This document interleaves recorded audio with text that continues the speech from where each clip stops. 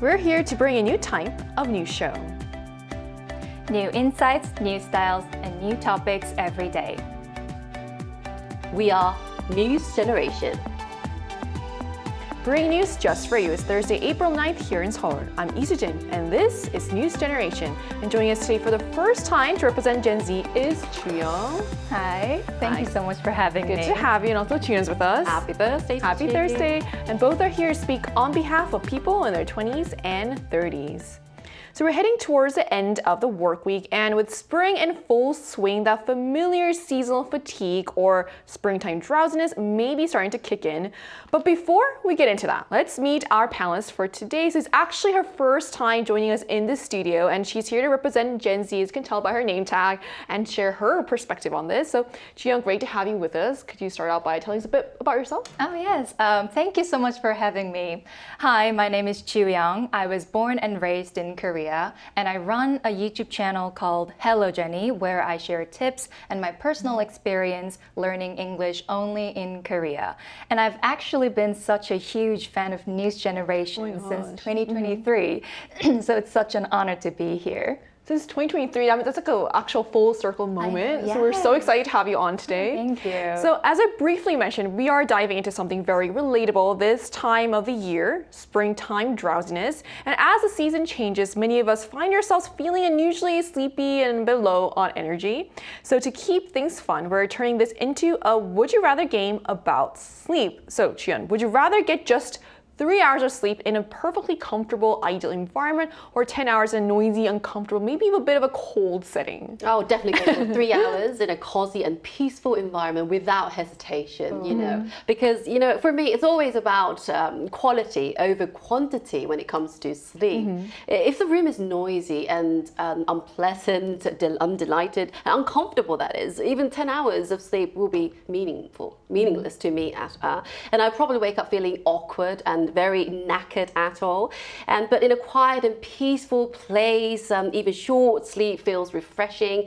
We call that power nap. Right. A very short nap and also a deep one will change your whole day and reset your mind and body at the same time. So if it's not proper sleep, I'll just pass. I guess it's also time efficient to have that quality power nap. So what about you, Chuyun? Well, it really depends on whether I can actually fall into a deep sleep or not. Because at the end of the day, even if it's the perfect 3-hour power nap, it's still not enough and can be harmful to my health. And it can even increase the risk of things like dementia later on in life. So yes, we need to sleep deeply, but the total number of hours is just as important. So you get a sufficient number of REM cycles. So if I'm not getting any deep sleep in the 10 hours, then I would definitely choose the 3-hour power nap. But otherwise, the more sleep, the better, regardless of environment. So while sleep quality does matter, it can't fully replace getting enough total sleep, and really highlights how both deep sleep and sufficient hours go hand in hand for long-term health. And that's why we're going to talk more about this. But first, let's take a look at the screen.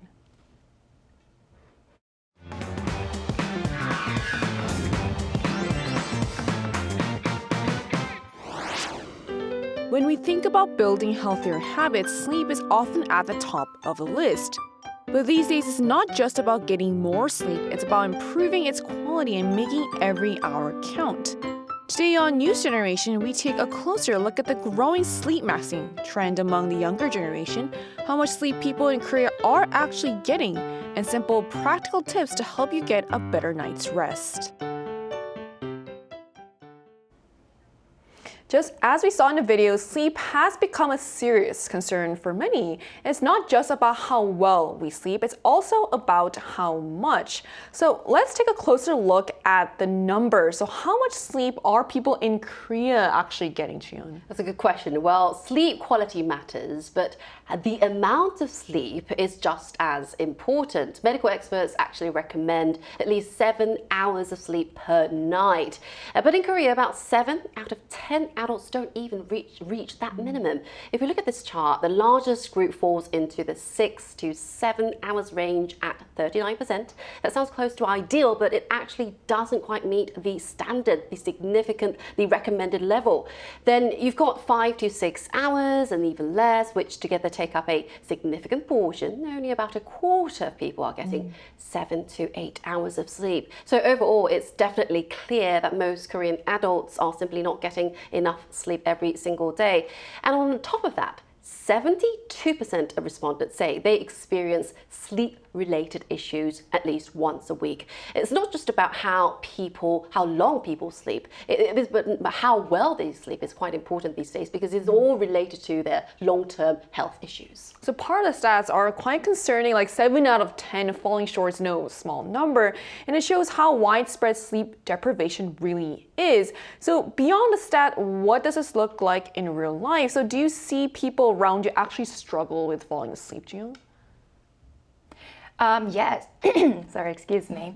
Most of my friends are working full-time now, which means waking up quite early in the morning and getting home pretty late, especially for those with long commutes. And after a long day at work, they tend to unwind by playing with their phones, and they kind of go down the rabbit hole and end up staying up really late at night. And that's the case for me as well. I also feel like I'm being called out a bit here. Yes. And on top of that, work stress can really impact sleep. And I've seen quite a few people struggle with insomnia, especially when they're preparing for something important like exams, promotions, or job hunting. The anxiety seems to keep them up all night. And I've even seen some cases where people had to rely on sleeping pills. So yes, I think many people are struggling with sleep these days. Unfortunately, all this does sound quite familiar. Doom scrolling and stress all really add up. And it's interesting how lifestyle patterns really impact sleep patterns. And that may also explain why a new trend is emerging. So what exactly is this sleepmaxxing trend that's taking over? Well, first of all, I can definitely relate to Chu-Hyung, what you just mentioned. I often find myself going down that rabbit hole every single day. I was looking at my mobile every night. And I think a lot of people in Seoul are in the same boat like me. Seoul is known as a city that never sleeps, but now people are actually investing in better sleep. And that's exactly why this trend is emerging. As you mentioned, sleepmaxxing is all about maximizing the value of your sleep. It combines sleep and maximizing, meaning to make something as effective as possible. So it's about getting more quality sleep. And so they are investing in better quality sleep. This is known as sleeponomics. Sleeponomics, a combination word of sleep and economics, and this is actually growing rapidly. I'll give you the exact number. In Korea, the sleep industry has expanded from about 280 billion won, that is roughly $186 million in 2011, to nearly 5 trillion won. Wow. That's about $3.3 billion last year. That's almost about 18 times. And that growth is related in what people actually buy. Well, back in the days, it was just mattresses, but now, these days, the younger generation, the MZ or Gen Z, are actually they're into bedding products like duvets or sleep masks or pillows or even pajamas. And what's interesting is that Korean bedding products has become very popular among tourists and foreigners here in Korea. Well, if you visit the market here, one of the markets like a Gwangjang market, one of the traditional markets in Seoul, over 90% of customers are foreigners who are at the bedding stores. It's interesting. And many of them are from Taiwan. So in a city that never sleeps, we are actually learning to sleep better. That's very interesting. So, I mean, that is a huge jump, and it shows people are willing to invest in better sleep. And it's no longer just a habit, but also a growing and huge industry. And it's not just the products. So daily habits are shifting too. So what are people consuming more of, or how are they changing their habits to get better sleep, Jiyoung? Well, as we all know, in Korea, iced Americanos are just basically like water these days. Coffee has become such a huge part of our daily lives. And for a lot of people, it's almost a necessity rather than just a drink. But I've noticed that recently, more and more people are switching to decaf because they want to improve their sleep quality. Personally, I try not to drink any caffeinated coffee after 2 p.m. And even in the morning, I tend to prefer decaf just to be safe. And I think a lot of people are starting to do the same, choosing decaf so it doesn't interfere with their sleep. And I also heard that last year, decaf coffee imports exceeded 10,000 tons, which is apparently a record high. And since this January, the amount we import monthly has increased by about 11% compared to the same time last year. So it really feels like the shift toward decaf is becoming a real trend. I see. I mean, as someone who also loves decaf, I'm really happy to see this becoming a trend. Yes. And it kind of makes sense. Cutting caffeine is a simple but effective step, and it really shows how seriously people are starting to take their sleep. And that's why we also wanted to hear directly from our viewers. So we ran a poll on the Arirang News YouTube channel asking, do you do anything to improve your sleep quality? And here's what the results showed. So when it comes to improving sleep quality, nearly half of the respondents, 45%, said they use high quality bedding. Another 17% rely on sleep aids such as eye masks, while 15% opt for decaffeinated coffee to avoid disrupting their rest. And the remaining 23% reported using other methods. So the results are quite telling. Comfort seems to be the top priority, with many people willing to invest in better bedding for quality sleep, as we've talked about. And at the same time, it's interesting to see a mix of simple fixes like eye masks and lifestyle changes like switching to decaf, showing there's no one-size-fits-all approach to better rest. And to gain a more personal, a bit of a more in-depth perspective, we're going to speak with someone from a different country about her sleeping habits. And that conversation is coming up right after the break, so don't go anywhere.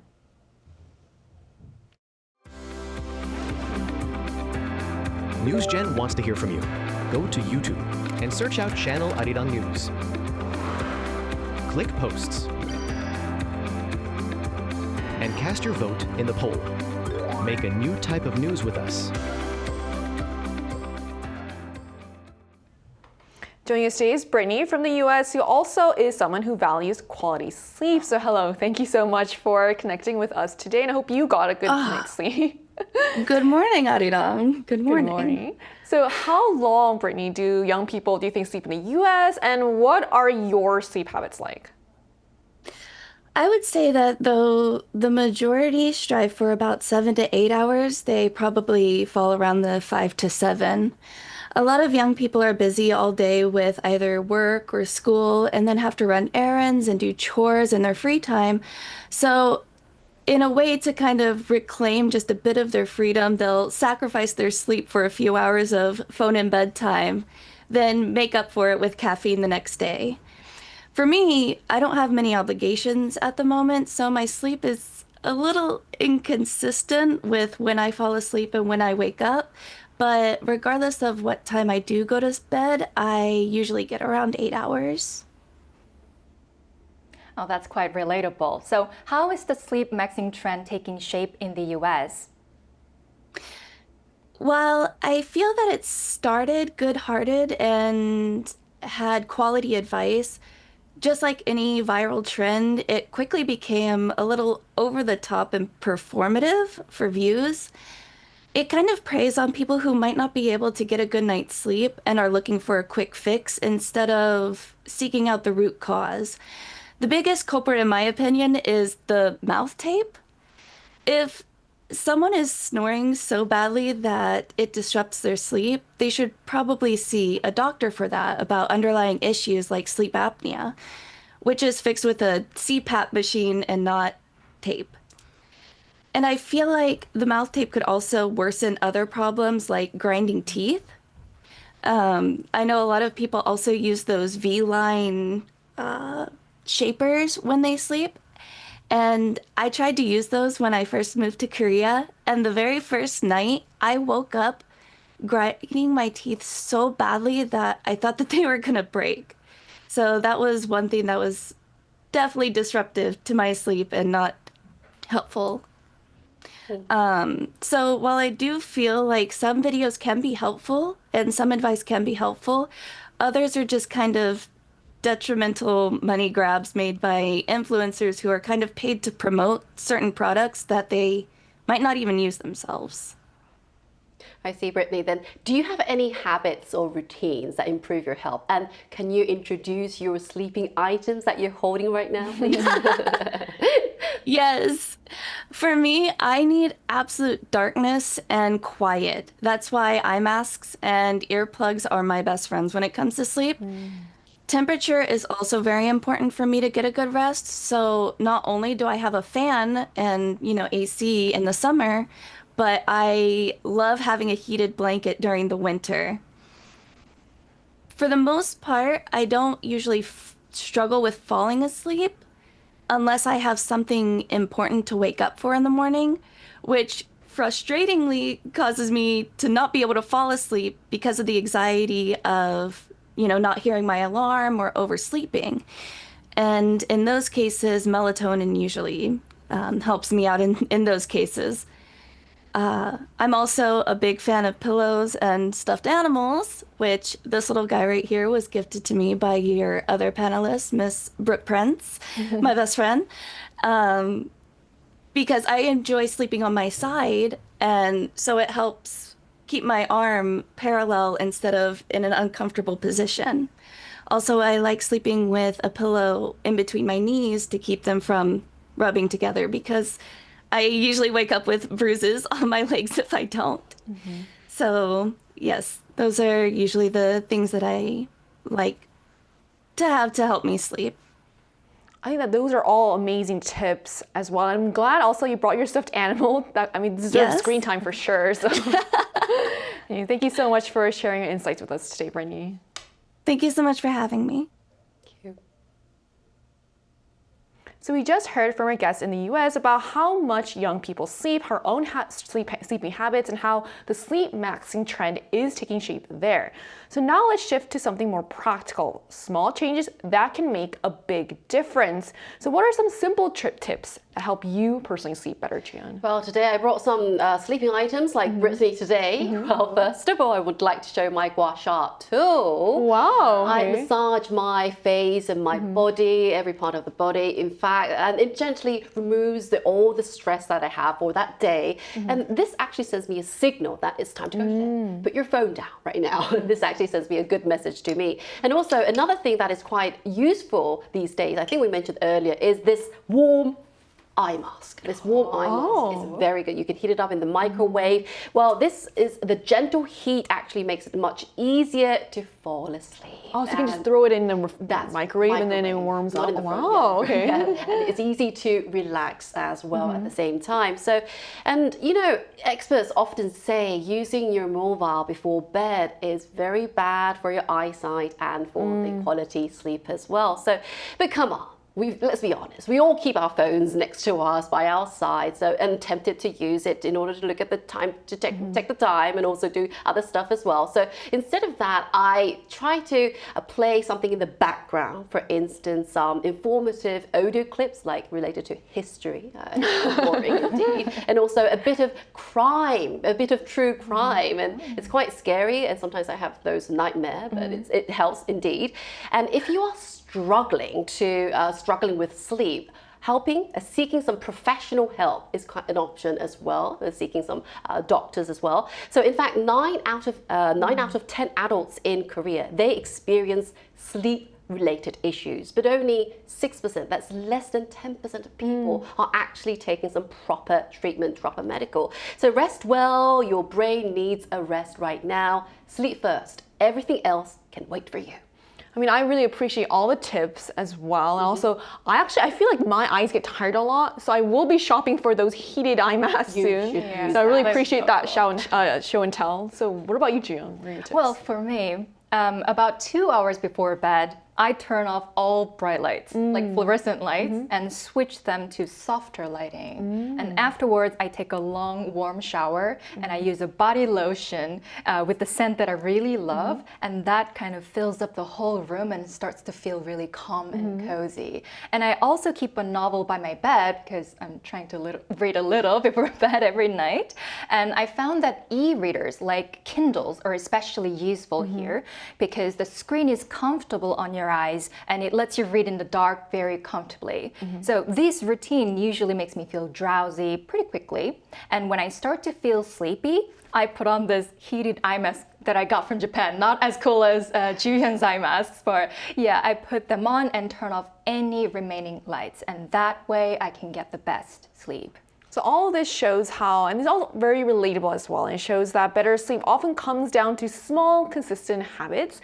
And sometimes it's about making a conscious decision to prioritize rest. So starting today, after we've had this discussion, what's one sleep habit that you want to commit to now? Well, to be honest, I haven't had a full, uninterrupted night's sleep for quite a long time. I wouldn't say because of my kids, but thanks to my kids, I was able to wake up in the middle of the night often. But starting today, as you mentioned, I will make a real full effort to go to bed before midnight and try to avoid using my mobile a lot, before bed. Well, it won't be easy at all, but I'll give it a proper go starting today, hopefully, fingers crossed. So keep us updated on how that goes. I will, definitely. What about you, Juhyun? Well, I think it's still most important to prioritize the good habits that we mentioned before and turn them into a routine. But before all that, what I really need to improve first is to go to bed early and get enough sleep, just like Juhyun. And it's not just about the raw number of hours.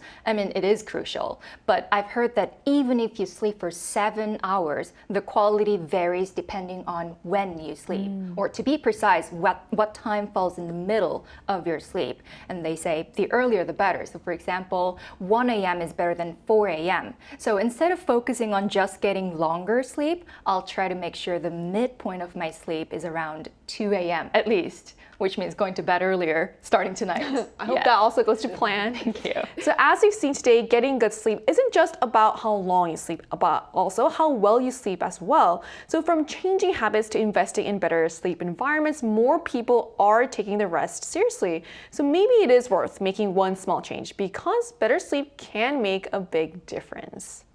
And that brings us to the end of today's episode of News Generation, but News Gen will be back tomorrow at 10:30 a.m. Korea time with more stories and discussions.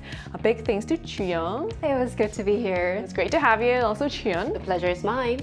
And to our viewers, thank you so much for watching, and hopefully tonight you'll log off a little earlier and log a few more hours of sleep. We are News Generation.